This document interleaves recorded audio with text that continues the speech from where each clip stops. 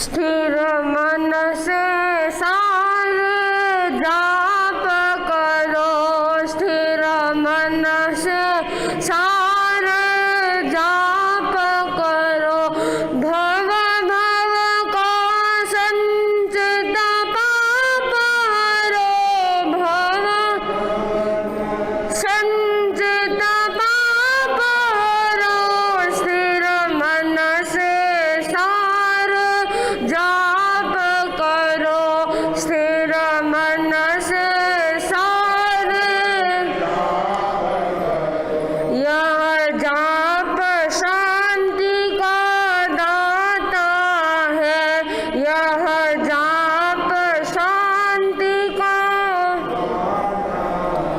दुविधा को दूर भगाता है, दुविधा को दूर भगाता। मानस का सब संताप हरो, मानस सब संताप हरो। स्थिर मन से सार जाप करो, स्थिर मन से सार जाप कर। जप से सब काम सुधरते हैं, जप से सब काम सुधरते। दिल सुंदर भाव उतरते हैं, दिल सुंदर भाव उतरते। आत्मा से निलाप करो, आत्मा निलाप करो। स्थिर मन से सार जाप करो, स्थिर मन से सार। जब जाप का दीपक जलता है, जब जाप का दीपक जलता।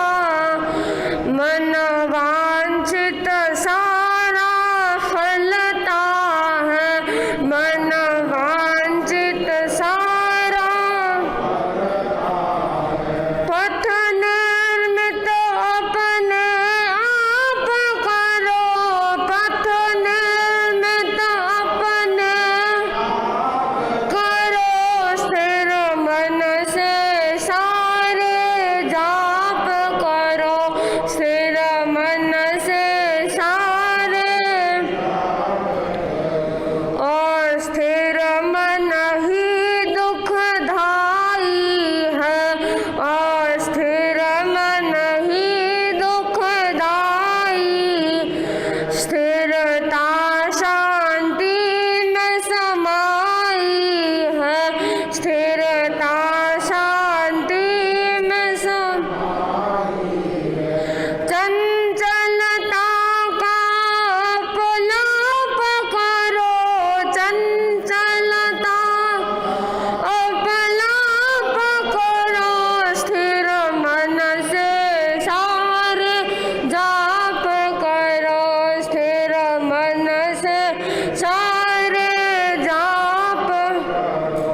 स्थिर मन ही योग कहता है, स्थिर मन ही योग कहता।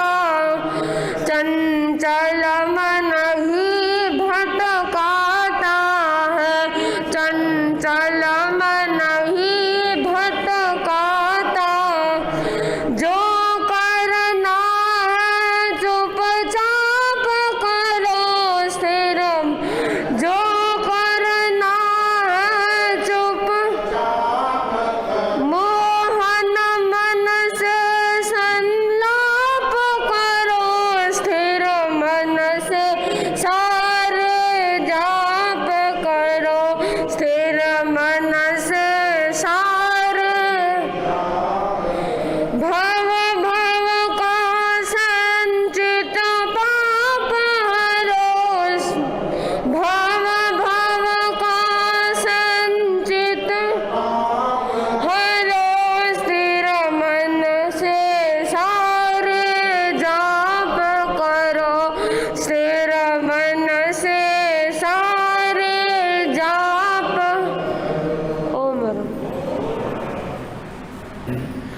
अनंत अनंत आस्था के धाम महातपस्वी शांतिदूत आचार्य श्री महाश्रमण जी श्री चनम कोटि कोटि वंदन। श्रद्धेय मुनिश्री के पावन चनम भावरा वंदन। मुनिवृंद उपस्थित पर्युषण पर्व आराधक श्रावक श्राविका हैं। पर्युषण पर्व का छठा दिन जप दिवस के रूप में मनाया जा रहा है।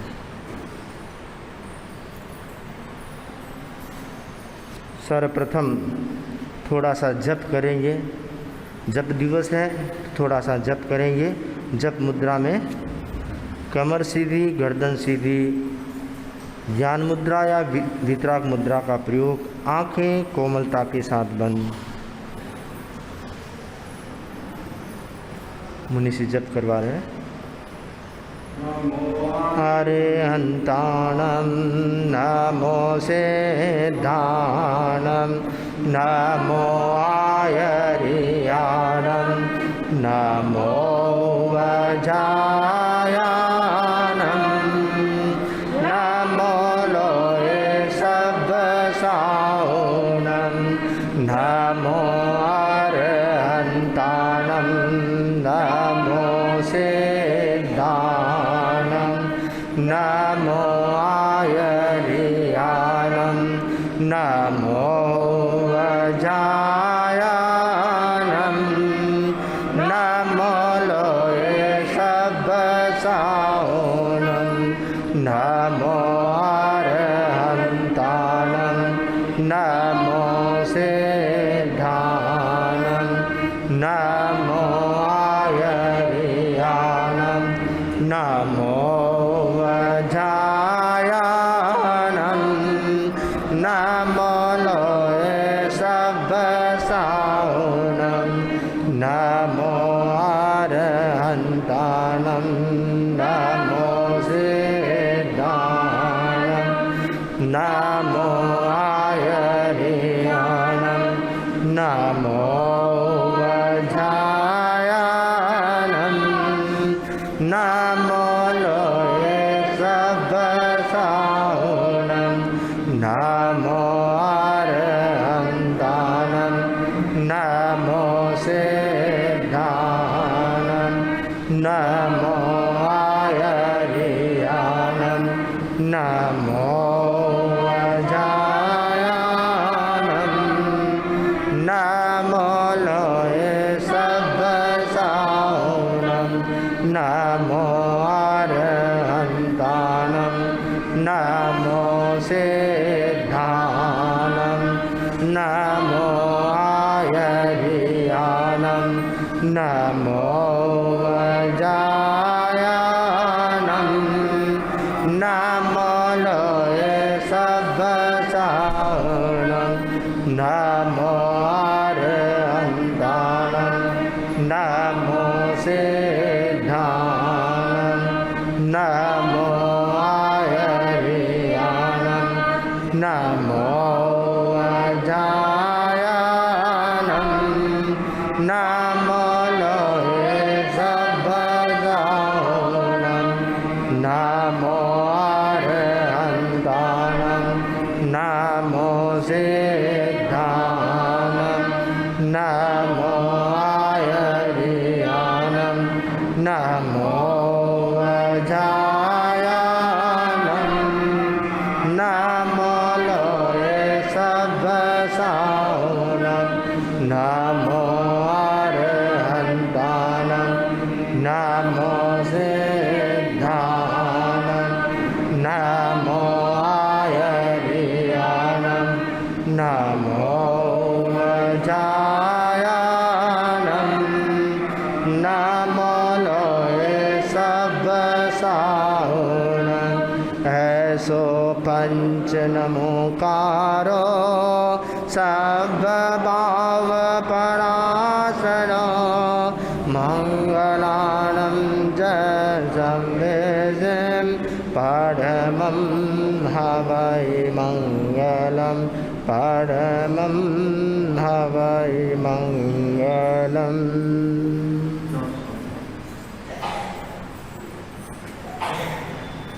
गीत की पंक्तियों में बड़ा ही सुंदर कहा है। जाप जप लो, जाप जप लो, जाप जप लो रे। जाप जप लो, जाप जप लो, जाप जप लो रे। पाप का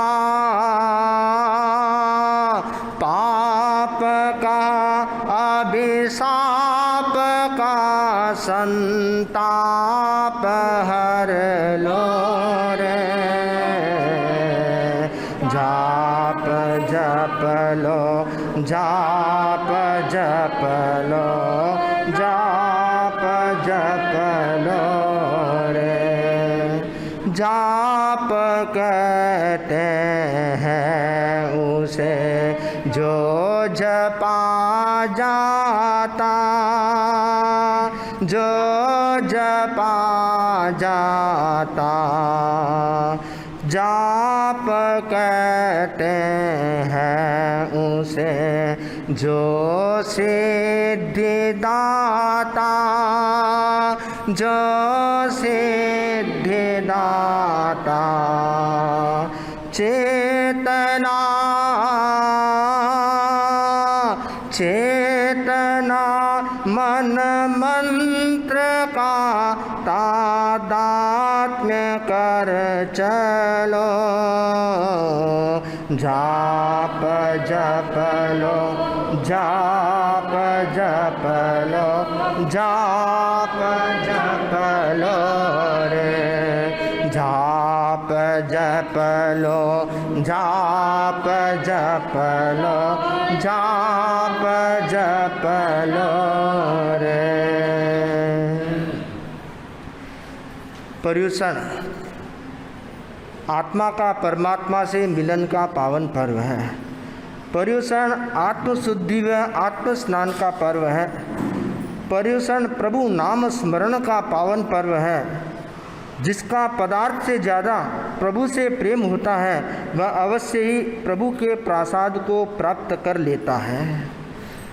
दुनिया में अध्यात्म साधना के अनेक आयाम हैं। उन आयामों में एक आयाम है जप साधना। भगवान के नाम का स्मरण, इष्ट का स्मरण। जहाँ इष्ट का स्मरण किया जाता है, प्रभु नाम का स्मरण किया जाता है, वहाँ सकारात्मक ऊर्जा प्राप्त होती है, वहाँ पॉजिटिव एनर्जी आसपास मंडराती रहती है। और निषेधात्मक एनर्जी जो है, नेगेटिव एनर्जी है, वह दूर होती जाती है। जप का प्रभाव सिर्फ व्यक्ति के मन पर नहीं पड़ता, अपितु उसके साथ साथ उसके आसपास के वातावरण पर भी पड़ता है। जप पूरे वायुमंडल को शुद्ध करने की क्षमता रखता है। जप ऐसा हो जिससे व्यक्ति करने वाला उसमें तन्मय बन जाए और एकाग्रता के साथ अगर जप करेगा तो वह जप उसका उद्धार करने वाला होगा, कल्याण करने वाला होगा। कुछ लोग कहते हैं कि महाराज जप तो करते हैं परंतु जप में मन नहीं लगता, या जप से कुछ प्राप्त नहीं हुआ। दोहों में बड़ा सुंदर कहा है, माला बनाई काठ की जामे डाली सूत, माला बनाई काठ की जामे डाली सूत, माला बेचारी क्या करे जपने वाला कपूत। माला बेचारी क्या करे जपने वाला कपूत। अगर जपने वाला सही ढंग से नहीं जपता है तो इसमें माला का क्या दोष है, मंत्र का क्या दोष है? दोष जपने वाले का है। तो जपने में जितनी तन्मयता और विधि का पालन होगा उतना ही जप कल्याणकारी होगा। प्राचीन काल में ऐसे उदाहरण मिलते हैं। श्री कृष्ण वासुदेव, जब देवकी ने श्री कृष्ण वासुदेव से कहा कि मेरे 7 पुत्र हुए परंतु मैंने एक को भी अपनी गोदी में नहीं खिलाया, उनका लालन पालन नहीं कर पाई, क्या मैं अभागी हूँ जो ऐसे दिव्य सुंदर और गुणवान पुत्रों को प्राप्त करके भी मैं उनको अपनी गोदी में नहीं खिला सकी। श्री कृष्ण वासुदेव ने माँ की व्यथा को जाना और तत्काल पोषदशाला में गए और 3 दिन का टेला करते हैं और टेला में बैठ करके वो अपने इष्ट देव का स्मरण करते हैं। 3 दिन तक उठते नहीं, एक ही जगह बैठ करके, न कहीं जाना, न आना, न खाना, न पीना, बस इष्ट देव का कंटिन्यू स्मरण करते हैं। और 3 दिन स्मरण करने से उसका इष्ट देव उपस्थित होता है, मित्र देव उपस्थित होता है। और उसके बाद पूछते हैं कि मेरी माँ को और कोई पुत्र होने वाला है, तब इष्ट देव बताते हैं कि हाँ, एक पुत्र और होने वाला है जो गज सुकुमार के रूप में होगा। तो मैं मूल बात ये बता रहा था कि प्राचीन पद्धति रही है कि अपने इष्ट से तार जोड़ना है तो उसका स्मरण करो, तप के साथ जप करो, और तप के साथ जप सातत्य के साथ किया जाता है, तब इष्ट देव को उपस्थित होना पड़ता है। तो इष्ट देव जब जप से स्मरण से उपस्थित हो सकता है, तो हम पंच परमेष्टि का स्मरण करें, नमस्कार महामंत्र का स्मरण करें, तो हमारी कितनी कर्म निर्जरा हो सकती है, कितने भवों के बंधन टूट सकते हैं, और जप से व्यक्ति कल्याण तक पहुंच सकता है।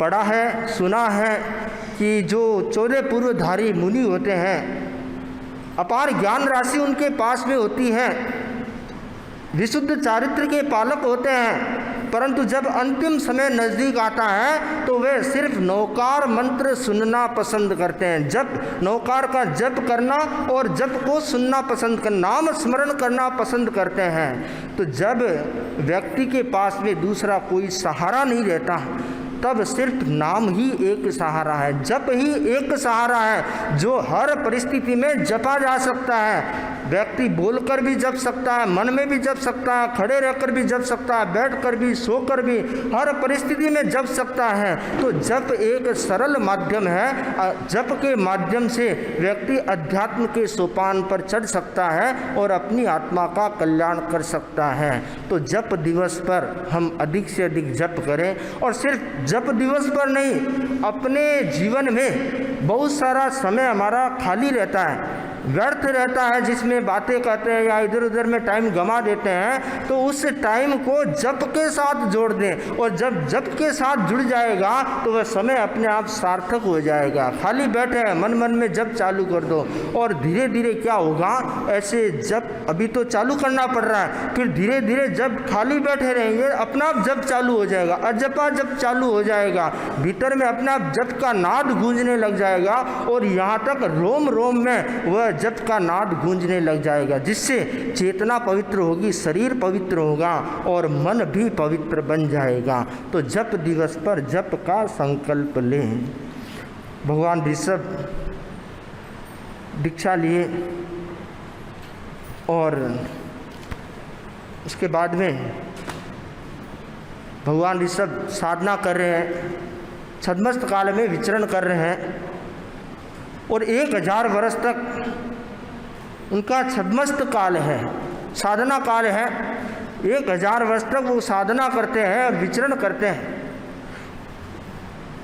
छद्मस्त काल पूरा होने को था, भगवान ऋषभ विनीता के निकट पुरिमताल नगर था, पुर था, पुरिमतालपुर में पधारते हैं, और वहाँ पर छपक श्रेणी लेकर के केवल्य को प्राप्त होते हैं, केवल ज्ञान को प्राप्त होते हैं। भरत राज्य का संचालन कर रहा था, और उस दिन उसको 3 बधाइयाँ प्राप्त हुई।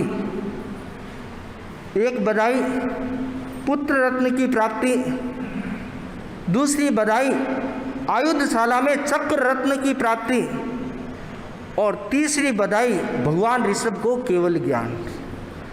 अब 3 बधाइयाँ साथ में आई है, तीनों का महोत्सव मनाना है। तो भरत का विवेक देखिए, भरत का कितना सुंदर विवेक है। भरत ने ये निर्णय लिया कि सबसे पहला जो महोत्सव मनाएंगे वो भगवान का केवल्य महोत्सव मनाएंगे। क्यों? भगवान ने, पिताजी ने जिस लक्ष्य के साथ साधना का पद स्वीकार किया, वह लक्ष्य उनका सिद्ध हो गया है, तो सबसे पहले हम वो महोत्सव मनाएंगे। तो भरत राज परिवार के साथ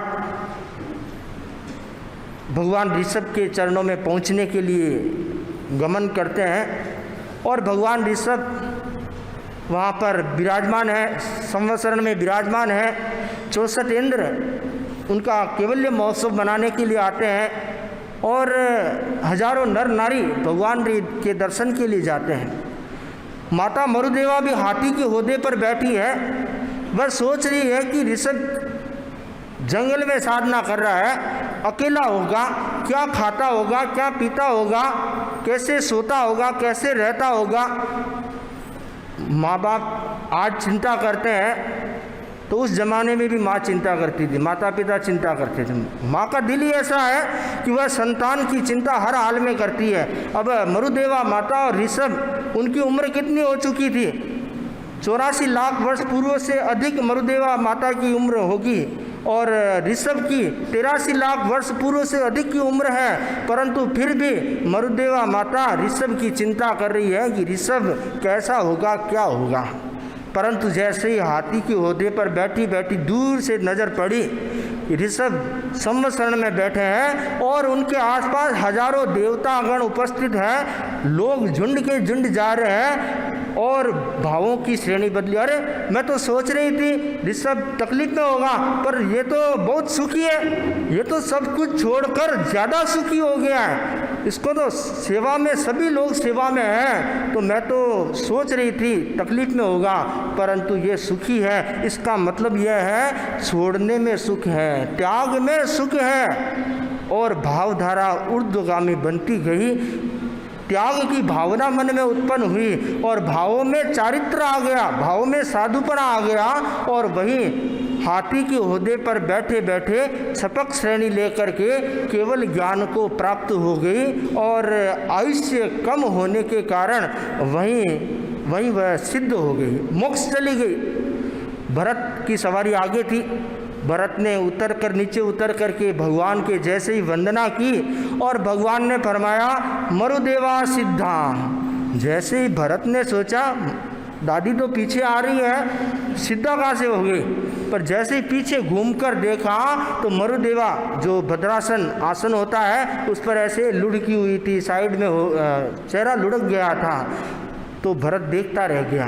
कहते हैं इस अवसर्पिणी काल के प्रारंभ में सबसे पहले सिद्ध होने वाली कोई व्यक्ति थी तो वह मरुदेवा माता थी। और एक और महत्वपूर्ण बात है कि तीर्थ स्थापना से पूर्व वह सिद्ध हो गई, नहीं तो तीर्थ स्थापना के बाद में सिद्ध होने का क्रम प्रारंभ होता है, परंतु ये भगवान ऋषभ को केवल ज्ञान हो गया, अभी तीर्थ की स्थापना नहीं हुई, परंतु उससे पहले वह सिद्ध हो गई मरुदेवा माता और गृहस्थ वेश में सिद्ध हो गई, हाथी पर बैठी बैठी सिद्ध हो गई। कैसे सिद्ध हुई कि भावधारा अच्छी बनी, भाव अच्छे बने, निर्मल बने, भावों में चारित्र आ गया, भावों से कर्म क्षय हो गया और वह सिद्ध बन गई।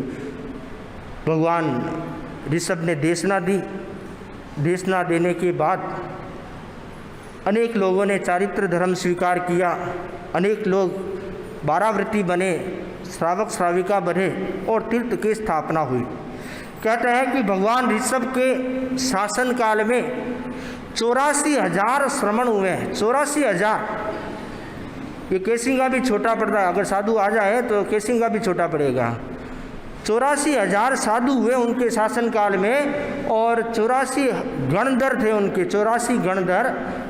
और भगवान ऋषभ बहुत लंबे काल तक केवली पर्याय में उन्होंने विचरण किया। भरत ने केवल्य महोत्सव मनाया और अपने स्थान पर लौट गए। उसके बाद उन्होंने दूसरे कार्यक्रम किए और भरत चक्र रत्न उत्पन्न होने के कारण दिग्विजय यात्रा के लिए प्रस्थान किया। और भरत 6 खंड का मालिक, चक्रवर्ती जो होता है उसको 6 खंड जीतने पड़ते हैं, जीतने के बाद ही वह चक्र रत्न आयुधशाला में प्रवेश करता है। तो भरत विजय यात्रा के लिए प्रस्थान करता है और भगवान केवली पर्याय में विचरण करते हैं। आगे क्या होता है, आगे की बात आगे कहने का भाव है।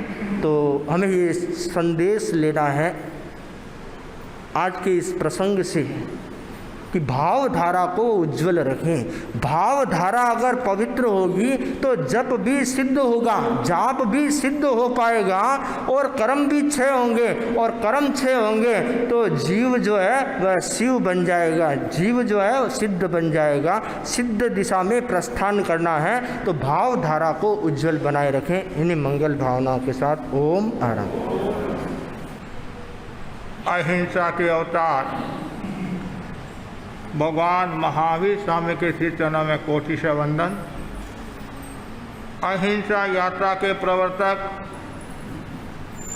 आचार्य श्री महासमुंद जी के श्री चरणों में कोटि से वंदन। मुनिवृंद, उपस्थित पर्युषण पर्व की आराधना साधना करने वाले श्रावक श्राविकाएं, इस अवसरपणी काल में जैन धर्म के प्रथम तीर्थंकर भगवान ऋषभ हुए हैं और अंतिम तीर्थंकर भगवान महावीर हुए हैं। भगवान महावीर का जीवन दर्शन चल रहा है। कल भगवान महावीर का जन्म हुआ था। भगवान महावीर विशिष्ट चेतना के धनी थे,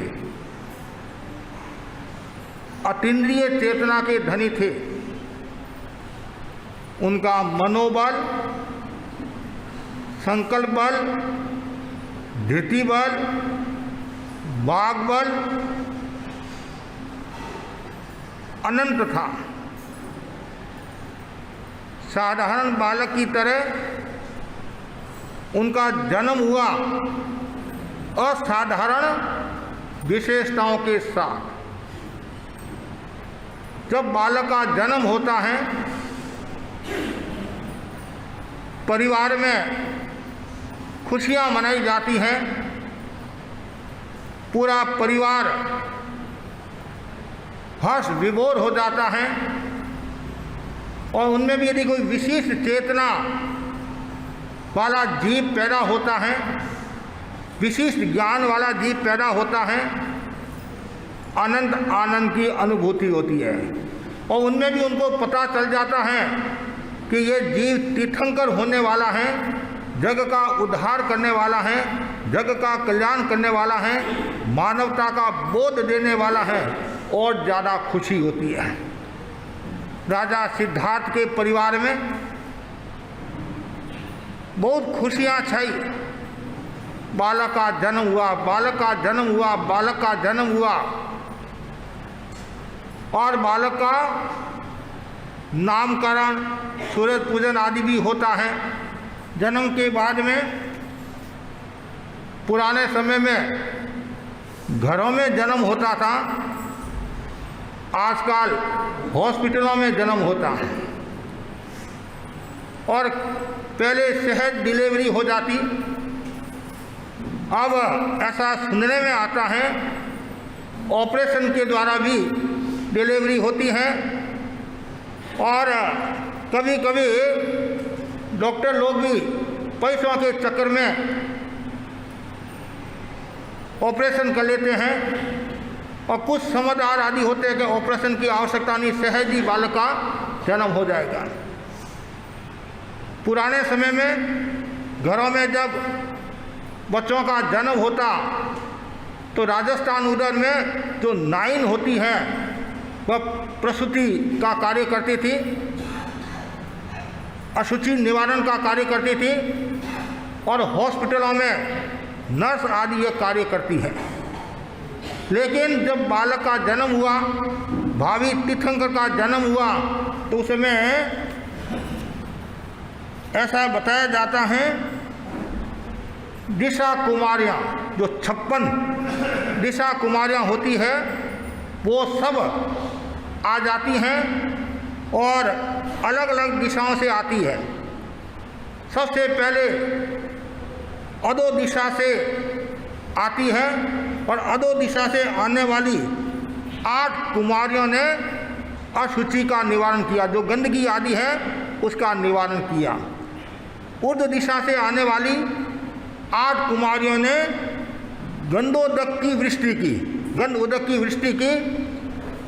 पूर्व दिशा से आने वाली 8 कुमारियों ने दीपों से प्रकाश की वर्षा की, पश्चिम दिशा से आने वाली 8 कुमारियों ने व्यंजन पंखों से हवा की। उत्तर दिशा से आने वाली 8 कुमारियों ने चामर डुलाकर गीत गाए। दक्षिण दिशा से आने वाली 8 कुमारियों ने जल भरे कलश धारण किए। विदिशा दिशा से आने वाली 4 कुमारियों ने दीपक हाथ में लेकर गीत गाए और विदिशा दिशा से आने वाली 4 कुमारियों ने नाला काटने का कार्य किया। ये 56 कुमारियाँ होती हैं और इनकी जो जिम्मेदारी होती है वो जिम्मेदारी अच्छी तरह से निभाती हैं। जम्बूद्वीप प्रगति में ऐसा कहा गया है,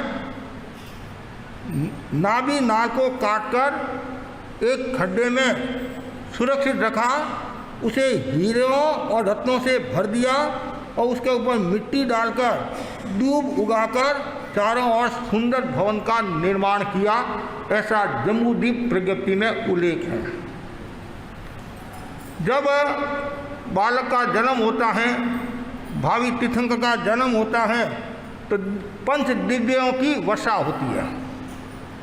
कल्पसूत्र में लिखा है, महावीर के जन्म पर देवों ने अपनी खुशी प्रकट की और वर्षा जो की, अमृत जल वर्षा, गंधोदक वर्षा, सुगंधित चूर्ण वर्षा, विविध सुमन वर्षा, रत्न सोने की वर्षा, हिरण्य की वर्षा और स्वर्ण की वर्षा। उसके बाद में जब भगवान का जन्म होता है, भावी तीर्थंकर का जन्म होता है, उस समय पूरे लोक में क्या होता है? प्रकाश होता है। पूरे लोक में प्रकाश होता है और पूरा लोक कितना है? 14 रज्जु का। लोक 3 प्रकार का है, अधोलोक, मध्य लोक और ऊर्ध्व लोक। अधोलोक है 7 रज्जु से थोड़ा ज़्यादा, मध्य लोक है 1800 योजन का और ऊर्ध्व लोक है 7 रज्जु से थोड़ा कम। तो 14 रज्जु में प्रकाश होता है, प्रकाश होता है। और यहाँ बताया गया है जैसे नारकी में भी प्रकाश होता है। कैसा प्रकाश होता है? प्रथम नरक में सूर्य जैसा प्रकाश होता है। प्रथम नरक में सूर्य जैसा प्रकाश होता है और द्वितीय नरक में आच्छादित, मेघ से आच्छादित सूर्य का प्रकाश होता है। मतलब बादल सूर्य को ढक देते हैं तो प्रकाश होता है। तीसरी नरक में पूर्ण चांद जैसा प्रकाश होता है। चतुर्थ नरक में मेघाच्छादित चांद जैसा प्रकाश होता है। 5वीं नरक में ग्रह जैसा प्रकाश होता है। 6ठी नरक में नक्षत्र जैसा प्रकाश होता है और 7वीं नारकी में तारा जैसा प्रकाश होता है। प्रकाश होता है लेकिन प्रकाश में अंतर है।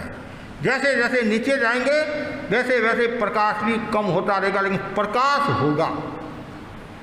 उसके बाद में अब बालक का जन्मोत्सव मनाया गया। बालक का जन्मोत्सव कौन मनाते हैं? इंद्र। कितने इंद्र होते हैं? 64 इंद्र होते हैं। 4 प्रकार के देवता बताए हैं, भवनपति, बाणवेंत्र, ज्योतिष और वैमानिक। तो भवनपति के 20 इंद्र हैं, बाणवेंत्र के 32 इंद्र हैं, ज्योतिष के 2 इंद्र हैं और वैमानिक के 10 इंद्र हैं।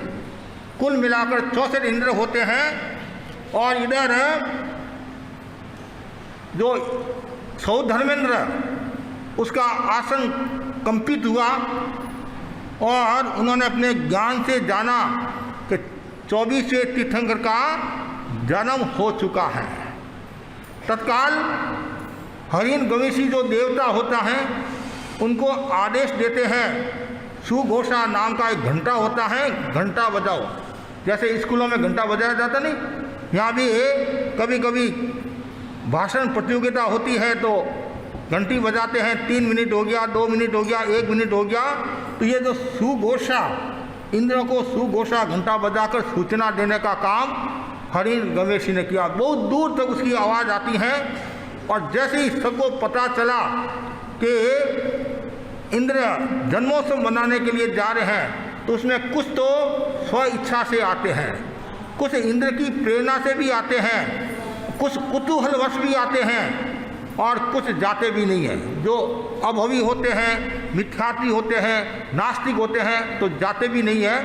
तो अब ये सब जन्मोत्सव की इंद्र तैयारी कर रहा है और फिर सबको आदेश दे दिया और सब सारे के सारे इंद्र देवी देवता मानव लोक में आ रहे हैं, मध्य लोक में आ रहे हैं और जनता की भीड़ आदि जन्मोत्सव मनाया जा रहा है। और सौ धर्मेंद्र महारानी त्रिशला के प्रसूति गृह में पहुंचने के बाद में माता को नमस्कार किया। शिशु महावीर को वहां से उठाने से पूर्व मां को योग निद्रा में सुलाकर महावीर का प्रतिरूप वहां रखकर इंद्र महावीर को ले जाते हैं और कहाँ ले जाते हैं? मेरू पर्वत पर। वहाँ 4 प्रकार के वन हैं, पंडुक वन में वहाँ उनको ले जाते हैं। पांडुशिला पर ले गए, मेरू पर्वत के पंडक जो वन है और वहाँ जो शिला है पांडुशिला पर ले गए।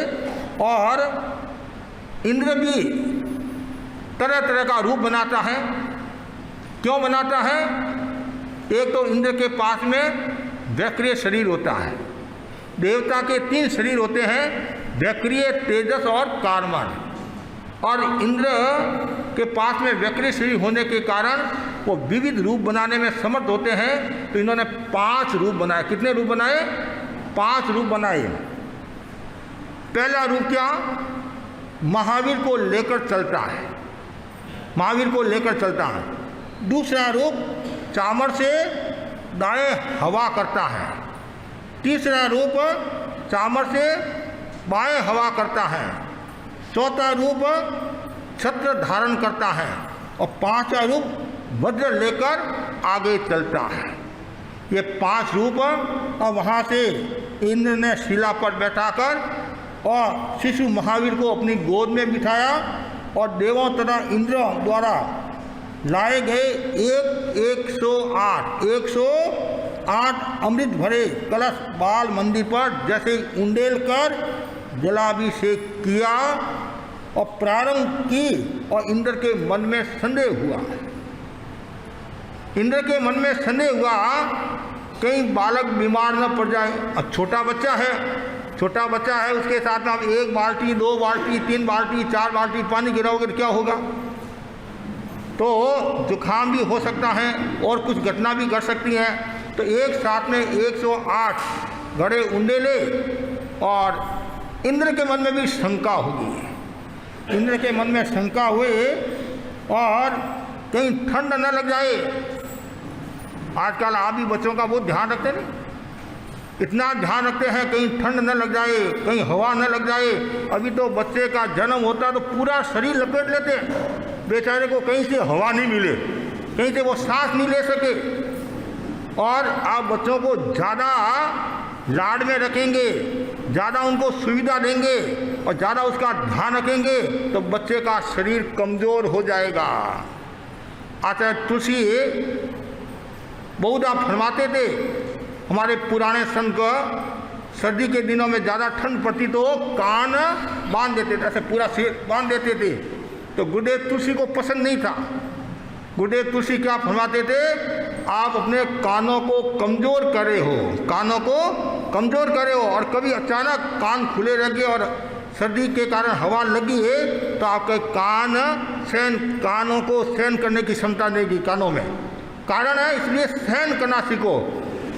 पुराने समय में इतना नहीं होता था, उसके पीछे कारण भी था। पहले 1-1 दर्जन बच्चे होते थे, किस किस का ध्यान रखे। और इधर पड़े हैं, उड़ जाते बैठ जाते हैं तो भाई बहन भी आपस में एक दूसरे का ध्यान रखते थे। आज तो एक लड़का होता है, एक लड़की, हम 2 हमारे 2, हम 2 हमारे 1, फिर तुम तुम्हारे हम हमारे। तो अभी एक होता है या दो होता है, तो एक दो होता है, एक बच्चे को भोजन कराना है 1-1 घंटा लग जाता है। बच्चे को भोजन कराने में 1-1 घंटा लग जाता है और बच्चा नहीं खाता है, आगे जाता है और माँ भी पीछे जाती, माँ राजी होती, मेरा बेटा मेरा बेटा। क्या बेटा है? बेटा है, बेटा है, बेटा है। ये क्यों, इतनी क्यों सुविधा दे रहे हो? समझ में नहीं आ रहा है। आप यदि बच्चों को ज़्यादा सुविधा देंगे, ज़्यादा उसका ऐसा करेंगे तो धीरे धीरे बच्चा आपसे कहीं दूर न हो जाए, ये भी ध्यान में रखने की बात है। तो बच्चों को सहने की क्षमता भी सिखानी चाहिए, सर्दी को सहन करना, गर्मी को सहन करना। तो वैसे अब क्या हुआ, जैसे ही शंका हुई कहीं बालक को ठंड न लग जाए, बालक को ठंड न लग जाए, और तो धारा वो धीरे पड़ गई पानी की, कहीं ठंड न लग जाए। इधर क्या होता है, भगवान के पास तो ज्ञान था, भावी तीर्थंकर के पास में तो ज्ञान था, मति ज्ञान शुद्ध ज्ञान के साथ में विशेष अवधि ज्ञान था, अवधि ज्ञान था। और बालक ने अपने अवधि ज्ञान से जाना कि इंद्र के मन में शंका होगी, कहीं ठंड न लग जाए। इंद्र को पता नहीं मैं कौन हूँ, पता तो है ही, मतलब ठंड न लग जाए। जैसे ये कहा और तत्काल महावीर ने क्या किया, बाएं पैर के अंगूठे से मेरु शिला को थोड़ा सा दबाया, और जैसे ही दबाया और पूरा पहाड़ एक साथ में प्रकंपित हो गया, पहाड़ भी हिलने लग गया। जैसे ही हिलने लगा और तत्काल इंद्र के मन में आया, ये क्या हुआ, आकस्मिक अमंगल कैसे हो गया, क्या बात है, क्या बात है, क्या हुआ, यहाँ तो कोई वातावरण ऐसा नहीं है, अचानक ये अमंगल कैसे हो गया, ये दुर्घटना कैसे गई, क्या होगा क्या होगा।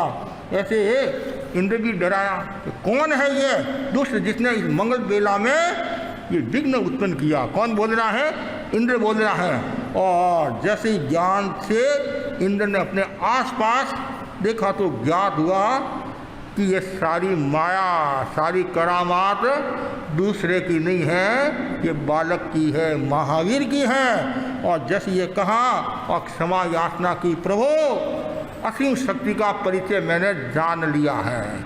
जानिया भगवान कहते नहीं, मतलब मैंने आपकी शक्ति को जान लिया है, आपके पास में इतनी शक्ति है। और फिर ये जन्मोत्सव का कार्य मनाकर पुनः इंद्र कहाँ आता है, तिसला के पास आता है और वापिस बच्चे को वहाँ रखकर इंद्र चला जाता है।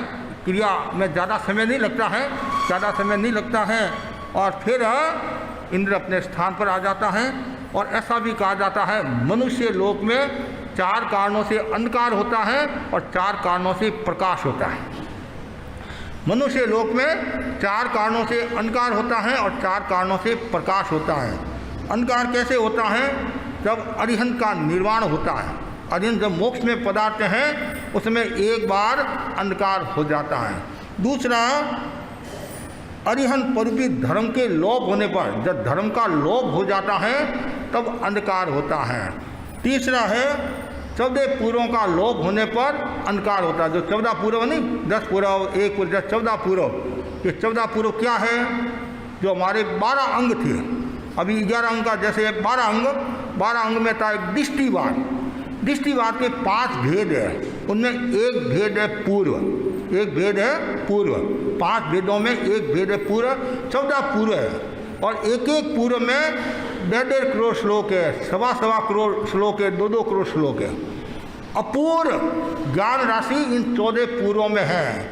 ये जो 10वें काली की जो रचना की नहीं आचार्य स्वयंभव ने, तो पूर्वों से खूब ज्ञान लिया, पूर्वों से खूब ज्ञान लिया। तो पूर्व की राशि जब समाप्त हो जाती है, लोप हो जाता है, तब अंधकार होता है। और चौथा है अग्नि के समाप्त होने पर अंधकार होता है। जब अग्नि नहीं रहती है तब पूरे लोक में अंधकार हो जाता है। ये 4 कारण हैं और 4 कारणों से प्रकाश होता है। कब प्रकाश होता है? पहला, जब अरिहंत का जन्म होता है, जन्मोत्सव पर प्रकाश होता है, अरिहंत के जन्मोत्सव पर प्रकाश होता है। दूसरा, दीक्षा महोत्सव पर। तीसरा, केवल ज्ञान पर। और चौथा, निर्वाण पर केवल ये क्या प्रकाश होता है। ये एक आगम की बात है और जैन धर्म की बात है। और अब महावीर का जन्म और परिवार, जन्म हो गया, फिर सूरज पूजन, फिर नामकरण, जैसे यहाँ भी होता नहीं नामकरण, और यहाँ तो संभवतः भुआ नाम देती है, भुआ नाम देती नहीं, कुछ आजकल तो भुआ को याद ही नहीं करते हैं और खुद ही अपना नाम दे देते हैं। और या ज्योतिषी को पूछते हैं, कुंडली आदि बनाते हैं, कब पर नाम आया। कभी कभी हमारे पास में भी आ जाते हैं, महाराज मेरे बेटे का नाम दो, क्या स पर आया है, क पर आया है। कभी हमारे भाई बहन गुरुदेव के पास ही जाते दर्शन करने के लिए, तो वहाँ भी तो गुरुदेव भी फरमाते म पर आया है मुंदी, स पर आया है तो ऐसे, अ पर आया ऐसे गुरुदेव फरमा देते। कभी हमारे को पूछते तो हम भी बता देते हैं। तो आजकल बहनों के ये भी एक समस्या है, बहनों को हर नाम पसंद भी नहीं है। जो संस्कृति के अनुरूप नाम बताते हैं कि महाराज ये तो पुराना नाम है, पुराना, आउट ऑफ कहते नहीं, आउट हो गया है, पुराना नाम है। अरे संस्कृति कभी पुरानी नहीं होती है, संस्कृति तो हमेशा जीवित रहती है, हमेशा नई रहती है। और आप जो नाम देते हैं, कैसे कैसे नाम है, आर्यान, पारियान, खारियान, ऐसे। और ऐसे आर्या तो अच्छा नाम ही है, और कई कई ऐसे नाम हैं जिनको हमारे बोलने में भी कठिनाई आती है, और दादा दादी भी बोल नहीं सकते हैं, बेचारे क्या करें, बहू के सामने चुप रहना पड़ता है, चुप रहना पड़ता है। और नाम ऐसे होने चाहिए, संस्कृति के अनुरूप नाम होने चाहिए। महावीर नाम दिया तो कभी न कभी महावीर के गुण उसमें आ सकते हैं, कभी न कभी सैनिक के गुण उसमें आ सकते हैं, कभी न कभी ऋषभ के गुण उनमें आ सकते हैं। तो संस्कृति के अनुरूप नाम होना चाहिए। तो यहाँ क्या किया इन लोगों ने, ज्योतिषी को नहीं बुलाया, और पति पत्नी मतलब सिद्धार्थ और त्रिशला ने आपस में विचार विमर्श किया, और विचार विमर्श के बाद में कहा कि जब बालक गर्भ में आया था तब धन धान्य की वृद्धि होती है। किसकी वृद्धि हुई? धन धान्य की वृद्धि हुई, और इसलिए उसका नाम क्या रखा? वर्धमान रखा। क्या नाम रखा? वर्धमान रखा। और दूसरा नाम क्या रखा? ज्ञात पुत्र। ज्ञात वंश होने के कारण ऐसे 11 नाम आते हैं। कितने नाम आते हैं? हाँ, 11 नाम आते हैं। 11 तो प्रचलित है, ऐसे और भी नाम हो सकते हैं, 11 मुख्य रूप से प्रचलित हैं। पहला वर्धमान, दूसरा श्रवण, बोलते हैं श्रवण भगवान महावीर, तीसरा महावीर, चौथा विदेह पुत्र, पांचवा ज्ञात पुत्र, छठा वैशालिक, सातवां मुनि, आठवां सन्मति, नौवां अतिवीर, 10वां काश्यप और 11वां देवार्य। ये 11 नाम आते हैं। नामकरण के बाद में अब बच्चा है, आजकल धाय, पुराने समय में धाया माता भी होती थी, बच्चे को स्नान कराने वाली धाय माता, उसको खिलाने वाली। और आज भी घर में जो काम करने वाली बहनें होती है, और छोटे बच्चों के लिए एक्स्ट्रा भी एक बहन रखते हैं, भाई इसका ध्यान रखना, ऐसा करना, ये करना। अब देखो क्या जमाना आया है। और आप कहते हैं कि बच्चा हमारे से दूर हो गया। बच्चे को दूर किसने किया? आपने ही बच्चे को दूर किया। आपने बच्चे को प्यार नहीं दिया, बच्चे का लालन पालन नहीं किया, और बच्चे को किसके भरोसे छोड़ा? काम वाली के भरोसे है। अब काम वाली, आप आश्चर्य करोगे, ध्यान से सुनना, पति पत्नी दोनों नौकरी करते थे, और अब छोटा बच्चा तो घर में काम करने वाली थी, उसके पास में रख दिया कि इसका ध्यान रखना, और खाने पीने की चीज़ें दे दी। अब वो पराई तो पराई है, माँ माँ होती है, पराया पराया होता है। तो अब वो क्या करती, बड़ी होशियार थी। जो माल होता नहीं, वो तो अपने बच्चे को खिला देती है, और पीछे का बच्चा कुचा उसको खिला देगी। यहाँ तक तो ठीक है। आपको आश्चर्य होगा, उस बच्चे के पास में भीख मंगाती है। क्या मंगाती? भीख मंगाती, कि वो तो नौकरी में चली जाती, दोनों ही शाम को आते हैं, अब बच्चे को रोड पर बैठा कर ऐसे भीख मंगाते हैं। योग ऐसा हुआ, एक दिन माँ आवश्यक काम होगा कोई, वापिस घर आ रही होगी, और बीच में देखा बच्चा तो यहाँ भीख मांग रहा है। फिर घर आई, खोज की, और ये क्या, तत्काल उसको घर से बाहर निकाला। वो आगे की बात है, लेकिन मूल गलती किसकी? माँ बाप की गलती है। जिस बालक को आपने जन्म दिया है, उस बालक को आप संस्कार दो, चरित्र के संस्कार दो, धर्म के संस्कार दो, परिवार के संस्कार दो, और व्यवहार के संस्कार दो। आज बच्चों को हम देखते हैं, वो टीवी में उलझे हुए हैं, मोबाइल में उलझे हुए हैं, और अपनी दुनिया में मस्त हैं। कोई मामा आ गया, काका आ गया, भाई आ गया, हमारे को कोई लेना देना नहीं, आया तो आया, हमारे को क्या लेना देना है। क्यों? शुरू से उनको आपने संस्कार नहीं दिए। तो धाय माता होती है, उनका काम सब कुछ होता है, लेकिन फिर भी दाई माँ क्या सोचती है, लड़का मेरा नहीं है। वो ये सोचती है लड़का मेरा नहीं है, लेकिन माल सारा वो खाती रहती है, माल खाती रहती है। इधर अब बच्चे का जन्म हुआ, नामकरण हो गया, तो 5 दाई माता बालक की सेवा में, कितनी 5। बड़े घर होते थे, बड़े घरों की बात बड़ी होती है, तो क्या है, पहली जो दाई माता क्या करती, बच्चे को दूध पिलाती है, दूध पिलाने का काम, और दूसरी स्नान कराने का काम करती है, और तीसरी उनको आभूषण पहनाना आदि का काम करती है, चौथी विविध क्रियाएं कराने का कार्य करती है, और 5वीं जो है खेल खिलाना चलाना आदि कार्य करती है। 5 दाई माता 5 प्रकार का काम करती है। अब उसके बाद में तीर्थंकरों में जो बल होता है, असीम बल होता है। कितना बल होता है? असीम, अनंत बल होता है। उनका एक लेखा जोखा बताया गया है। 12 मनुष्यों का जो बल होता है, 12 मनुष्य में जितना बल होता है उतना बल एक बैल में होता है। बैल होता है ना, शांत बैल, एक बैल में होता है। और 12 बैलों का बल एक घोड़े में होता है, और 12 घोड़ों का बल एक मेष, एक भैंसा बोलते हैं ना, भैंसे में होता है, भैंसा।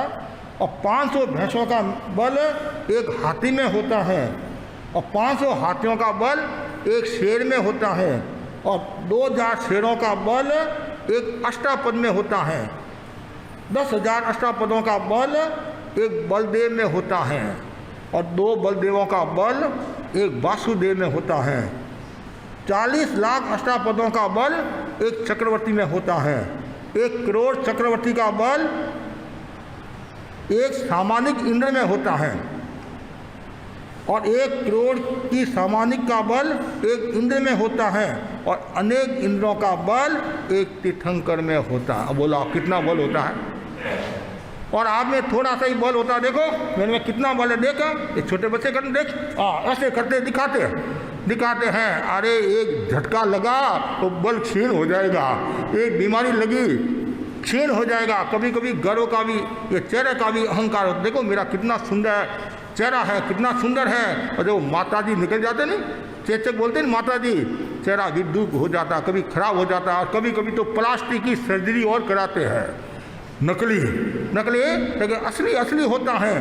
तो उसके बाद में अब महावीर का पारिवारिक परिचय, जैसे आप लोग भी दर्शन करने के लिए आते हैं तो हम आपसे परिचय करते हैं, परिवार के बारे में पूछते हैं। तो वैसे ही परिवार, भगवान महावीर के पिता के 3 नाम थे। कितने नाम थे? सिद्धार्थ, श्रेयांश और यशस्वी। माता के भी 3 नाम, तीसरा विदेह दत्ता और प्रियकारिणी। चाचा का नाम सुपार्श्वर, भाई का नाम नंदीवर्धन, भाभी का नाम ज्येष्ठा, भगिनी का नाम सुदर्शना, पत्नी का नाम यशोदा। पुत्री के 2 नाम थे, प्रियदर्शना, अनवद्या, और दोहित्री का नाम शेषवती, यशस्वती। बुआ का नाम यशोदया, मामा का नाम चेतक, और नाना का नाम केक। अर्थात मोमिशा का नाम संभव है पृथु होना थे, पृथु संभव थे। यह अब उनका आयुष्य के बारे में भी बताया गया है। जैसे भगवान महावीर के कितने माता पिता थे?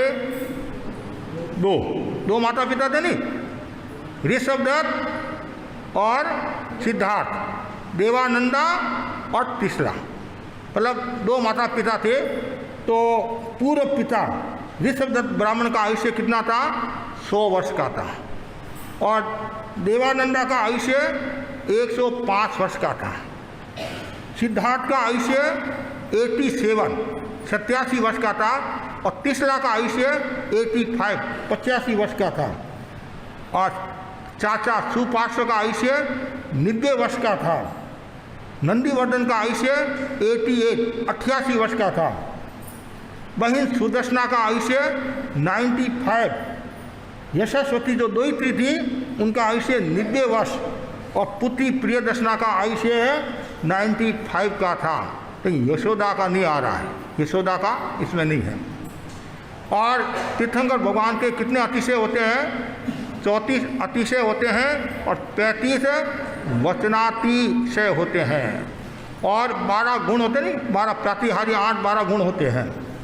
अब बालक के पास में खूब शक्तियाँ थी, खूब ज्ञान था और छोटे बच्चे होते हैं तो उनकी लीला भी अद्भुत होती है। ऐसा कहा जाता है अद्भुत बाल की लीलाएं, छोटे छोटे बच्चे होते हैं। अब यहाँ बैठाते हैं तो यहाँ बैठ 1 मिनट से मैं वापस आता हूँ, बाप कहता है तो वो वहाँ पहुँच जाता है।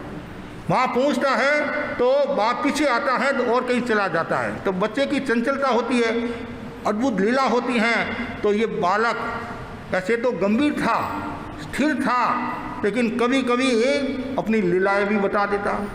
जब बालक 3 साल का हुआ, कितना 3 साल का बालक हुआ, तो एक बार क्या होता है, उसका रहन सहन, बोलचाल, चिंतन, व्यवहार में बहुत बड़ा बदलाव आ गया। और विदेशी लोग आए और विदेशी लोगों के सामने और लोगों के सामने संस्कृत बोलने लग गया और पशु की भाषा बोलने लग गया, तोता की भाषा बोलने लग गया, अमुक भाषाएं बोलने लग गया। माँ ने कहा, बेटा कुमार, ये सब विचित्र बातें कहाँ से सीखी तुमने? कि माँ मैं पूरे भाव से साथ में लेकर आया हूँ, मतलब मेरे पास में पूर्व जन्म की सभी भाषाएं जानता हूँ, न केवल मानवीय भाषाएं अपितु पशु जगत की भाषा भी मैं जानता हूँ। और ऐसा भी कहा जाता है, आपको पता होगा, छोटे बच्चे होते नहीं और कोई हल्लुकर्मी है तो उनको जाति स्मृति ज्ञान भी हो जाता है। इनके पास तो अवधि ज्ञान था, जाति स्मृति जो मति ज्ञान का भेद होता है, जाति स्मृति ज्ञान हो जाता है। तो जाति स्मृति ज्ञान के आधार पर पूर्व भव के बारे में भी बता देते हैं कि मैं पूर्व भव में ऐसा था, उसके पहले ऐसा था।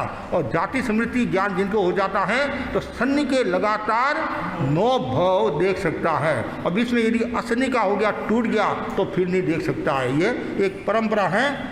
तो अब एक बार सिद्धार्थ राजा था, वो सिंहासन पर आरूढ़ होते थे, तो अचानक बालक चला गया, महावीर चला गया और कहा, उठो, मैं राजा हूँ, मैं महाराजा हूँ। तो सिद्धार्थ ने कहा, आप राजा हो, आप ही विराजो।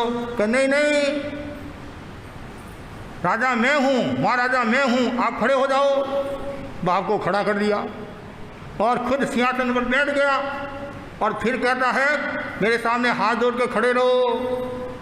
अब पिता तो जानता भाई भावी तीर्थंकर है, ज्ञानी है, और फरमाओ क्या आदेश है, ऐसा करो, ये करो, वो करो। और थोड़ी देर के बाद में बालक अदृश्य हो गया, कहाँ चला गया, कहाँ चला गया, मतलब बच्चे हैं इधर उधर और चला गया। तो ऐसी भी घटना आती हैं। अब फिर जो महापुरुष होते हैं वो बने बनाए पथ पर नहीं चलते हैं, वो स्वयं अपने पथ का निर्माण करते हैं। आज भी कुछ ऐसी प्रतिभाएं होती हैं जो दूसरों की नकल नहीं करती है, वह अपने खुद ज्ञान से कोई कार्य को संपादित करती है। आधार ले लेते हैं वो अलग बात है, लेकिन नकल नहीं करते हैं। तो अब बच्चे थे, छोटी उम्र में बच्चे खेलते भी है। वर्तमान में क्रिकेट का ज़्यादा प्रचलन है, कोई फुटबॉल खेलता है, कोई वॉलीबॉल खेलता है, कोई बास्केट खेलता है, कोई न जाने कितने ये खेल है, याद भी नहीं, नाम भी याद नहीं है। और हमारा तो इससे कोई संबंध भी नहीं है, हमारे को तो आत्मा का खेल खेलना है, आत्मा की आराधना करना है। फिर भी क्या है, बच्चे आते हैं तो उनसे परिचय बढ़ाने के लिए कभी कभी उनके मन की भी बात करनी पड़ती है। हमारे मुनि सुखलाल जी स्वामी थे, वो फरमाते थे, बच्चों से परिचय बढ़ाओ, पहले सीधी माणा की बात मत करो, समय की बात मत करो, त्याग की बात मत करो, नहीं तो कभी कभी बच्चे दूर हो जाते हैं, बड़े दूर हो जाते हैं। तो पहले परिचय करो, क्या नाम है, पिता का क्या नाम है, कौन सी कक्षा में पढ़ते हो, तुम्हारा विषय क्या है, तुम्हारे को क्या इंटरेस्ट है। और फिर थोड़ा क्रिकेट के बारे में पूछ लो कि तुम सचिन को जानता है, गांगुली को जानता, अरे महाराज भी गांगुली और सचिन को जानते हैं, अरे तुम जानते हो उसने छक्का मारा, वो ऋतिक रोशन को जानता है, तो और ये प्रियंका चोपड़ा को जानता है, ये सब बातें अरे महाराज भी जानते हैं। तो वह थोड़ी दोस्ती हो जाती है, थोड़ा लगाव हो जाता है। लगाव फिर कहते भाई आप शरीर के लिए इतना करते हैं, परिवार के लिए करते हैं, पढ़ाई करते हैं, ये करते हैं, थोड़ा आत्मा के लिए भी कुछ करना चाहिए। हाँ करना चाहिए। तुम 5 नौका मंत्र गिन सकते हो? हाँ इतना तो मैं कर सकता हूँ। अरे बेटा शुल चढ़ जाओ, तो एक बार संपर्क में आ गया, यहाँ अंगुली पकड़ी और पकड़ते पकड़ते यहाँ भी, तो बच्चों को सीधा ये नहीं कहेंगे तुम्हारे को समाई करना है, पोषा करना है, ये करना वो करना है। और ऐसे तो आते नहीं है। और बड़े लोग भी पोषा का नाम लेते तो आना बंद कर लेते हैं, वो तो छोटे बच्चे हैं। तो ऐसे बच्चों को संस्कार देने के लिए धीरे धीरे अब क्या होता है, बालक ने एक खेल की संरचना की है। उसका क्या नाम था? आम्ल की क्रीड़ा। क्या नाम था? आम्ल की क्रीड़ा। ये नाम था उसका, आम्ल की क्रीड़ा बोल दो, आम्ल की क्रीड़ा। उसमें क्या एक कानून होता है, नियम होता है। बच्चे जो खेलते हैं सामने एक वृक्ष को आधार बनाकर, और जो पहले हाथ लगाकर आएगा उस विजेता को खंडे पर बैठाकर वहाँ ले जाते हैं, खंडे पर बैठाकर वहाँ ले जाते हैं। तो क्या होगा, बच्चे रवाना हुए। आज की भाषा में क्या बोलते हैं वो? मैराथन बोलते नहीं, मैराथन दौड़ होती है, मैराथन दौड़ है और मैराथन। और बच्चे सब भागने लगे और तत्काल महावीर तो शक्ति संपन्न था और फटाफट कहाँ? वृक्ष की ओर बढ़ गया। वृक्ष के पास पहुँचता है, इतने में एक कालंदर सांप, एक सांप आता है। सांप आता है, वो सांप वृक्ष के ऊपर होगा या आसपास सांप। तो बच्चे सब डर गए, अरे महावीर वर्धमान भागो भागो भागो भागो, कि सांप भाग गया, खा जाएगा। बाकी बच्चे तो डर गए, भयभीत हो गए। लेकिन वर्धमान तो अभय की साधने वाला था, वो किससे डरने वाला था। तत्काल जैसे आप कोई वस्तु को हाथ में लेकर फेंकते हैं, वैसे ही निर्भीक चेतना के धनी अभय वहाँ बालक ने क्या किया, सांप को लिया हाथ में और आकाश में उछाल दिया। सब बच्चे देखते रह गए, जय हो जय हो जय हो जय हो, महावीर महावीर महावीर, जय महावीर जय महावीर। तो बच्चों को खुशी हुई, कितना अभिमान है। फिर विजेता को खंडे पर बैठाया होगा और लेकर गए होंगे। ऐसा ही एक दूसरा प्रसंग आता है। इंद्र ने देवता के मध्य भगवान महावीर की प्रशंसा की कि भगवान महावीर जैसा भर क्षेत्र में कोई नहीं है, इतना बल है, ऐसा है वैसा है, ये है, अभिमान है। लेकिन आप जानते हैं कुछ लोगों को सहन हो जाता है, कुछ लोगों को सहन नहीं होता है। अब मेरी कोई प्रशंसा करे तो कुछ लोगों को सहन हो सकता है, कुछ लोगों को नहीं सहन होए। मैं किसी की प्रशंसा कर लूँ तो भी कभी समस्या आ जाती है। लोग कहते हैं महाराज किसी का नाम मत लो, दूसरे नाराज हो जाएंगे। हम ऐसे डरने वाले नहीं हैं। काल होता है तो आज ही नाराज हो गए, हमारे को क्या लेना देना है, हमारे कौन से लड़के लड़की को पढ़ाना है, कौन से लड़के लड़कियों की शादी करना है, कौन सा धन माल चाहिए, कौन सा बंगला चाहिए। जो नाराज हो जाएंगे। जो अच्छा काम करेगा उसका उल्लेख करना चाहिए, मतलब गुणी जनों के गुणगान करने चाहिए। एक मन में प्रमोद भावना होनी चाहिए। हमारा समाज नीचे क्यों जाता है कि हमारे भीतर में वो प्रमोद भावना नहीं है। प्रमोद भावना नहीं है, एक दूसरे के प्रति ईर्ष्या का भाव, प्रतिशोध का भाव, द्वेष का भाव, गिराने का भाव होता है। तब समाज कैसे विकास करेगा, कैसे उन्नत बनेगा, कैसे शक्तिशाली बनेगा। तो देवता में भी तो सब तरह के देवता होते हैं। और एक देवता के मन में आया नहीं, ये तो इंद्र झूठी प्रशंसा करे। अब इंद्र के बारे में भी मैंने क्या सोचा, झूठी प्रशंसा करे हैं कि मैं जाऊंगा, ठीक है। वो भी वहाँ आ गया खेल में, और वो उसका भी एक कानून था कि वृक्ष के जो हार लगाएगा और जो जीतेगा, तो जो हार जाता है उसको घोड़ा बनना पड़ा। घोड़ा टाइप का मतलब ऐसे हम भी जब बचपन में थे, बच्चे थे, तो ऐसे खेलते थे। तो कोई हार जाता तो घोड़ा बनते और फिर उसके ऊपर बैठ जाते, वो ले जाता ऐसे मतलब। तो अब क्या वो इंद्र ने ये प्रशंसा की महावीर की, और देव को सहन हुआ तो देव खुद है उस खेल में आया और जानबूझकर वो हारा। तो हारा तो फिर वो घोड़ा बना, तो महावीर विजेता हो गए। महावीर ऊपर बैठे। अब देवता के पास में तो शक्ति होती है, और देवता के पास में शक्ति होती, देवता ऐसे ऊंचे जाने लगे। अब बच्चे सब डरने लगे, अरे महावीर गिर जाएगा, वर्तमान गिर जाएगा, मर जाएगा। तो उनको पता नहीं है अनंत ज्ञान वाले हैं, मतलब अनंत शक्ति संपन्न है, 3 ज्ञान के धारक है। जैसे इतना ऊंचा हुआ, वर्तमान ने देखा कि कोई मानव तो नहीं है, तो कोई देव माया है। और उन्होंने ज्ञान बल से जाना और तत्काल मारा मुक्का, इतना जोर से मुक्का मारा, वो बेचारा चिल्लाया और मूल रूप में आया और क्षमा याचना की। इंद्र ने प्रशंसा की थी, मैं आपकी परीक्षा करने के लिए आया, आप परीक्षा में पास हो गए, और चला गया। मतलब इतनी उनमें। अब जब बालक 8 वर्ष का हो गया, 8 वर्ष का हो गया तो परिवार वालों ने कहा कि इनको बच्चे को पढ़ाओ। कि आजकल तो 1.5-2 साल का होता है तो भी माँ बाप भेज देते हैं, और माँ क्या सोचती है 2 घंटा घर में शांति रहेगी। और जब ये बच्चों की छुट्टियाँ आती नहीं, शिविर लगता नहीं, तो माताएं क्या करें, महाराज मेरे बेटे को भी ले जाओ, मेरे बेटे को भी ले जाओ, मेरे बेटे को भी ले जाओ, घर में शांति रहेगी, शांति रहेगी। अब बोलो आप क्या चिंतन, और अभी तो घरों में अशांति खूब होगी। कोरोना के कारण बच्चे घर में बैठे हैं और महाराज इतनी अशांति है, लड़ाई झगड़ा चलता रहता है, कुछ तो मानते ही नहीं हैं, दिन भर टीवी मोबाइल वो उसको मारता है, ये उसको मारता है, ऐसे करते दिन भर ऐसे ही चला जाता है। और जब 8 वर्ष का बालक हुआ तो परिवार वालों ने कहा ठीक है भाई पढ़ाओ, कौन सी स्कूल में भेजना। उसमें तो इस रूप की ऐसी स्कूलें तो होती नहीं थी, तो जो पढ़ाने वाले थे और उनके पास में भेजो, और भेजा। अब क्या होता है, जैसे ही आया टीचर के पास में वर्तमान आया पढ़ने के लिए, और उसे पहले बाप ने सब शिक्षा दे दी थी, बेटा हम मनोपूर्वक पढ़ना। आज भी शिक्षा देते नहीं कि तुम बेटी पढ़ने के लिए जा रही है, तुम्हारा ध्यान रखना, खाने का, पीने का, बोलने का, चलने का, उठने का, रहने का, और चरित्र का ध्यान रखना, और गुरुजनों का कहना मानना, पूरी पढ़ाई करना, शिक्षा देकर भेजते हैं। तो वैसे ही बाप ने भी शिक्षा दी, मनोयोग पूर्वक अध्ययन करना, गुरु जैसा कहे वैसा करना, और साथियों के साथ मित्रतापूर्ण व्यवहार करना, ये सब बातें बता दी।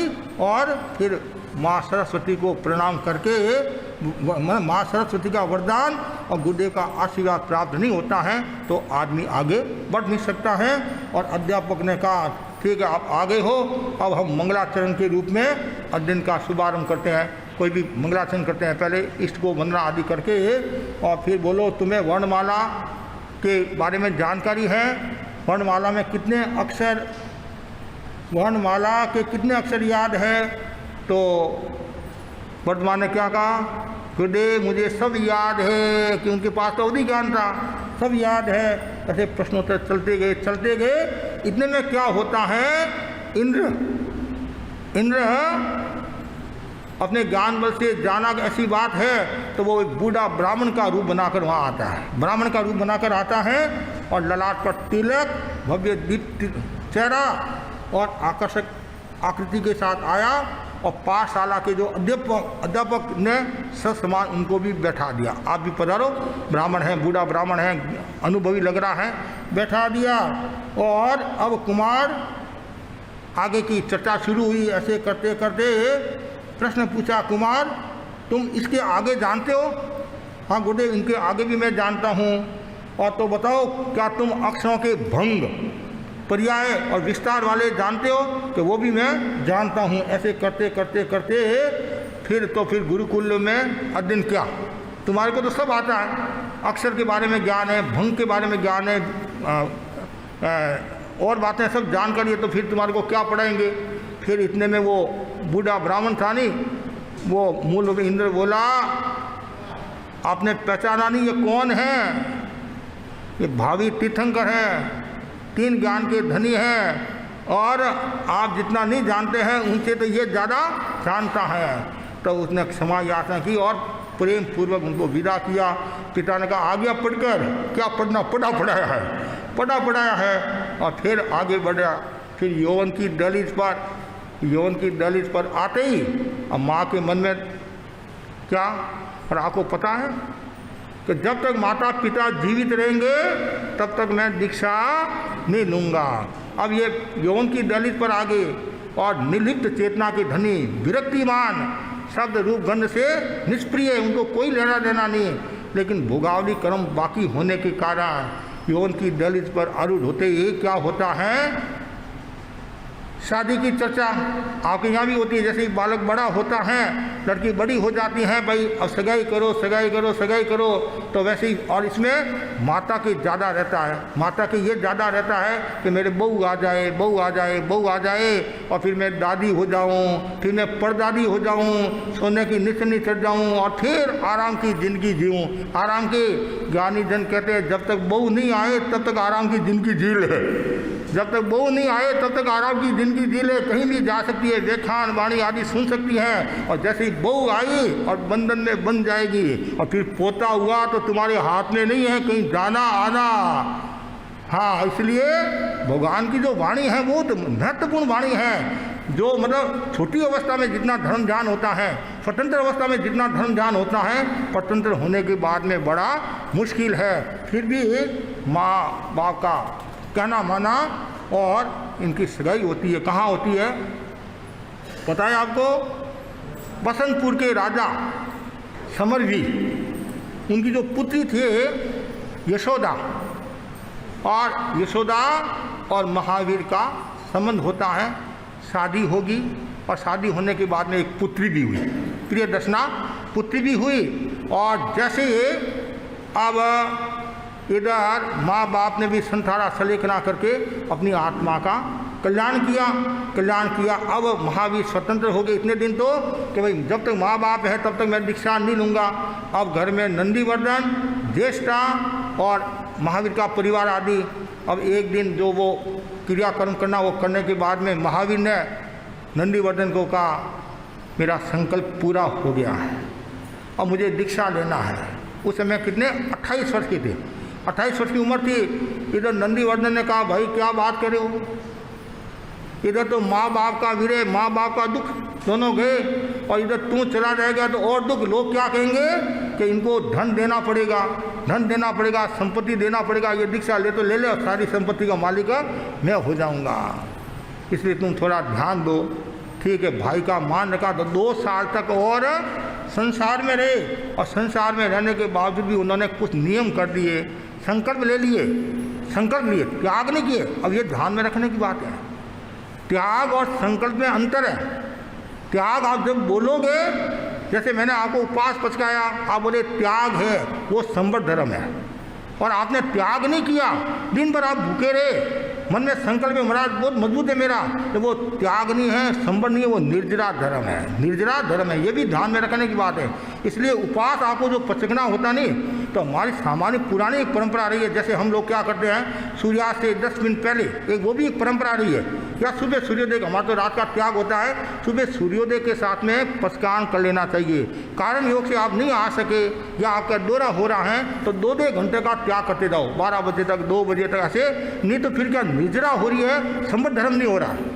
तो ये भी ध्यान में रखने की बात है। प्रत्येक सदस्यों को ये बताना चाहिए कि उपवास पचकना है तो मतलब रात को, आज की वर्तमान की परंपरा क्या है, जैसे कल आपको उपवास करना है तो रात को 12 बजे के बाद में आप कुछ नहीं खा पी सकते हैं। ये भी ध्यान में रखने की बात। नवकाशी करना है, पौर्सी करना है। उससे पहले पुराने समय में क्या होता था, माताएं समझ के बच्चों को उपवास कराती नहीं, सुबह बच्चों को जल्दी उठाकर 4 बजे बच्चा लाडू खा ले कि क्यों आज उपवास करना है, तो ऐसे तो वो मान्य नहीं है। ठीक है, बच्चों को संस्कार देने के कुछ भी करते होंगे, लेकिन मूल परंपरा का भी बोध होना चाहिए। 4 आहार का जिनको हम त्याग करते हैं, 4 समय का त्याग। उपवास का मतलब क्या है, चौभत का मतलब क्या है, 4 समय का त्याग।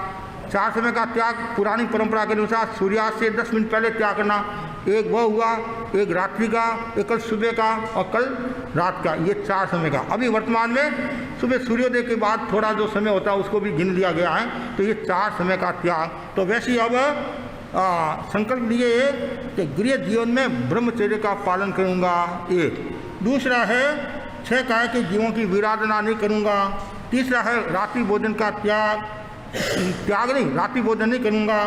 पूर्ण निर्लिप्त भाव में रहना, अचित भोजन का उपयोग करना, ये सब उन्होंने संकल्प। फिर 2 साल और पूरे हो गए। फिर अब आखिर अब बोले अब नहीं रह सकता हूँ। तो काका सुपार्श्व को पता चला कि बेटा दीक्षा ले रहा है, तो वे भी अपने घर आए, मतलब महावीर के यहाँ आए। और जैसे ही आए तो महावीर ने उनका स्वागत किया, मान के काका है क्या कैसे पदार्थ करूँगा, मैंने सुना तुम दीक्षा ले रहा है। हाँ मैं दीक्षा ले रहा हूँ, आपके पदार्थ मैं भी आ जाता। उन्होंने भी समझा नहीं, अब मुझे दीक्षा लेना है और मेरी आत्मा का कल्याण करना है। तो समझाने के बाद भी फिर वर्षी दान करते हैं।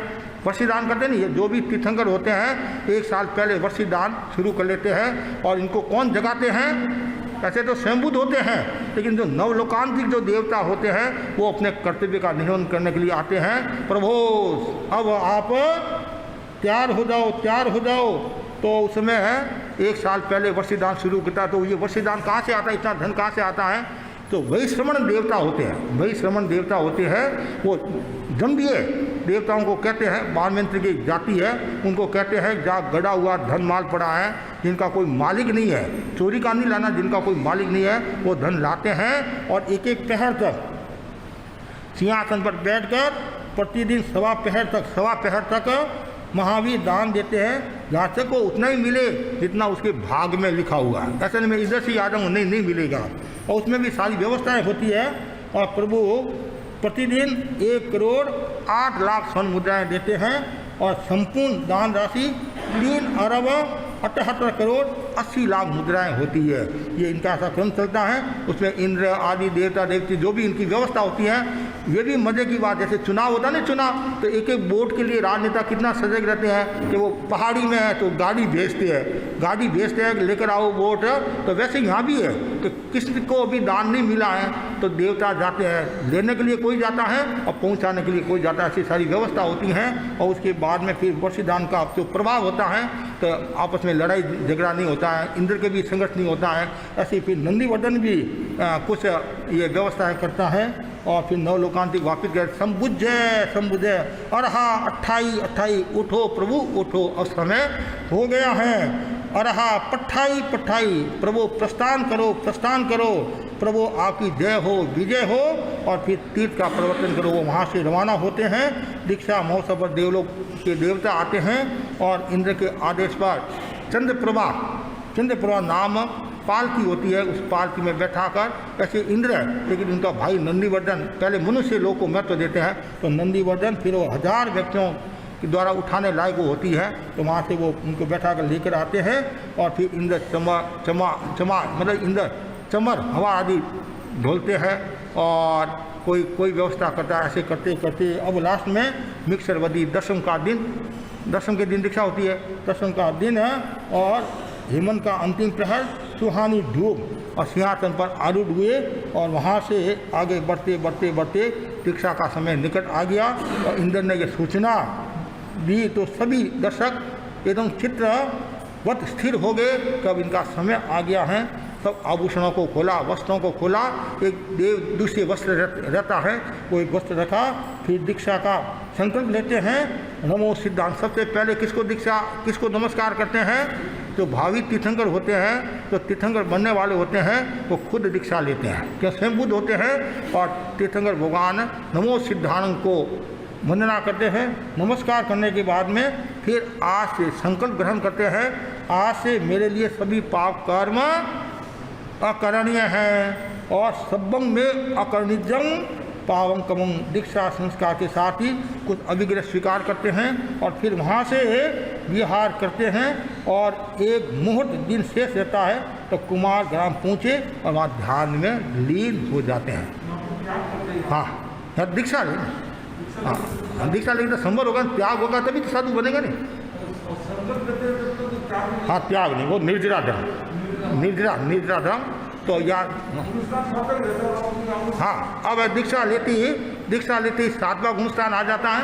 और 7वां गुणस्थान आ जाता है और वापिस 6ठे गुणस्थान में आ जाते हैं। अब यहाँ आगे ध्यान में लीन हो गए। आज जप दिवस है और आप सब जानते हैं किसी वाक्य अथवा मंत्र को बार बार बोलना उसका नाम है जप। और जप 3 प्रकार का होता है, उपांशु जप, वाचिक जप और मानसिक जप। एक जप ऐसा होता है बोल कर किया जाता है, एक जप ऐसा होता है मन में किया जाता है, और एक जप ऐसा होता है कि होठ हिलते हैं। और जप एक शक्ति देने वाला होता है।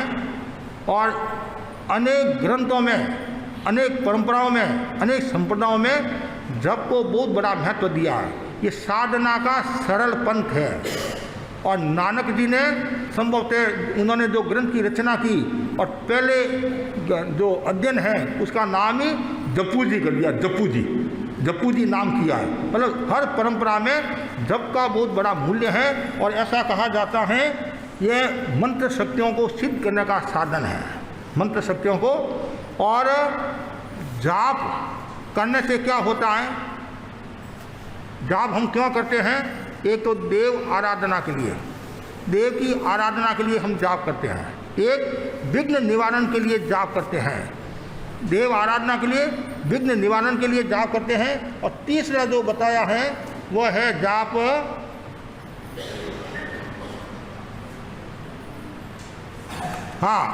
तीसरा बहुत सुंदर बताया है, आत्मा के कल्याण के लिए।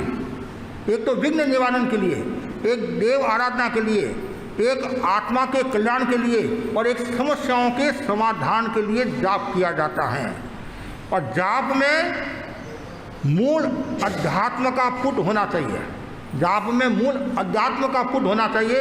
अभी वर्तमान में हम सुनते हैं, हमारे पास भी लोग आते, महाराज मंत्र दो, जाप दो, मेरे शारीरिक समस्या है, पारिवारिक समस्या है, वो समस्या है, ये समस्या है। उसमें स्वार्थ का भाव ज़्यादा रहता है, परार्थ और परमार्थ का भाव कम रहता है। लेकिन हमारे जाप में परमार्थ का भाव होना चाहिए। और क्यों परमार्थ का भाव होगा तभी आत्मा की शुद्धि होगी। लेकिन ठीक है, हम जो आपको जाप देते हैं वो शरीर की शुद्धि के लिए नहीं देते हैं, हम जो आपको जाप देते हैं वो मानसिक स्वास्थ्य के लिए देते हैं, मानसिक प्रसन्नता आपकी बनी रहे। जैसे आप मंगल पाठ सुनने के लिए आते हैं, मंगल पाठ सुनने के लिए आते हैं, महाराज मैं अहमदाबाद जा रहा हूँ, मंगल पाठ सुनाओ। कभी कोर्ट कचहरी में जाते मंगल पाठ सुनाओ, तो हम किस लिए सुनाते हैं? और आपका भी ध्येय क्या होना चाहिए कि महाराज रास्ते में कोई बाधा नहीं आए, कोई विघ्न नहीं आए, कोई कष्ट नहीं आए, मन में शांति रहे, इसलिए मुझे मंगल पाठ सुनाओ। तो वैसी जाप किस लिए करना? आत्मा की शुद्धि के लिए जाप करना। हमारे संस्कृत के विद्वानों ने कहा है, जकारो जन्म विच्छेद, पकारो पाप नाश के। कितना सुंदर कहा है। ज और प, ज का मतलब जन्म का विच्छेद करना, ज मतलब जन्म, और जकारो जन्म विच्छेद, पकारो पाप नाश के। ये तो जन्म का विच्छेद करने वाला ज और पाप का नाश करने वाला कौन है? वो प है। इसका नाम है जप। ये लघु अक्षर है, जैसे तब लघु अक्षर है वैसे ये लघु अक्षर है, दो ह्रस्व अक्षर है, लेकिन इसका जो अर्थ है वो विराटता का दर्शन लिए हुए है। तो इसलिए कहा गया है, जो भी व्यक्ति जप नहीं करता है तो उसका घर एक तरह से सुनना है। यहाँ तक बताया गया है, जो व्यक्ति शांति के साथ जप करता है, शुद्धता के साथ जप करता है, तन्मयता के साथ जप करता है, एकाग्रता के साथ जप करता है और निस्वार्थ भाव से जप करता है, तो भव के कर्मों का बंधन तोड़ देते हैं। भव के जो बंधन हैं उन बंधनों को तोड़ देता है।